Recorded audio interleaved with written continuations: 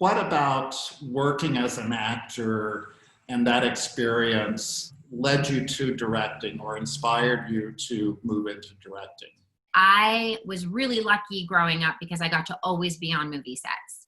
And I wanted to be on set constantly. That was the carrot that my parents could dangle to get like optimal behavior out of me. But I wasn't necessarily near the actors. I was always near the crew. I was always near the ADs, the PAs, the camera crew, like sound department, like that, what production office. That's what, in my mind, that was what, filmmaking really, movie making really was. Where the actors, I had, I felt totally safe and comfortable around them and everything, but they were doing their thing. Like that wasn't something where like anyone was going to be cool with like a little kid being like, hey, I'm going to hang out with you and distract you right now. So I didn't have a lot of exposure to acting as a kid, kind of surprisingly. And then when I went to NYU and I was studying drama, I started, and I had actually started doing this in high school, I started directing plays. And so once my acting career kind of like really kicked off, that was definitely my focus, but I was still writing and developing, and then directed my first short film when I was pregnant with my first child, and then my second short film when I was pregnant with my second child. And then after that, I was able to continue to direct every single year. And then just these last couple of years actually consciously shifted to directing full time. It was always my intention to direct. I always was directing.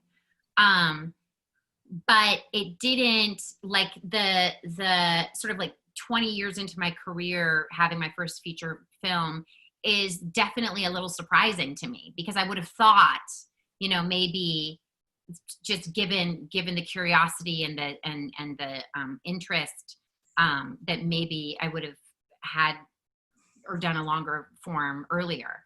But in getting to work with Jon Favreau on Mandalorian, and he had that same journey, actor, writer, director, and producer. And the main reason, as it occurred to me, as to why I was hired, was because Jon knew that actors are really at the center of kind of the key decision-making moments that happen in the filmmaking process. And so to be able to be privy to what that experience is like, kind of like at the center of the film, and to see like, okay, if the scene isn't working, this is how you solve it.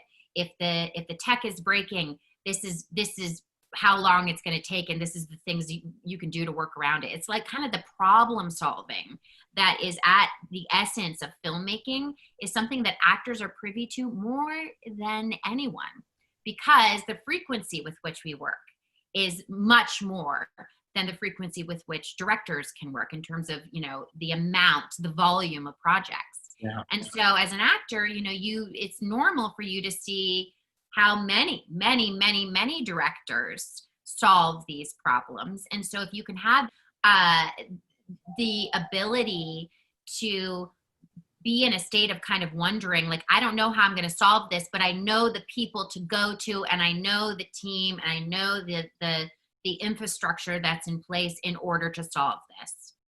That's something that actors are privy to. And Wow. Jon knew, also like I had to like, essentially audition for the job. I had to talk with him and just all that kind of stuff. But I think at its essence, he knew that I had been privy to that, and that in this kind of a process with Mandalorian would be an asset, because it was dealing with emerging technology, and so much of the job was about problem solving.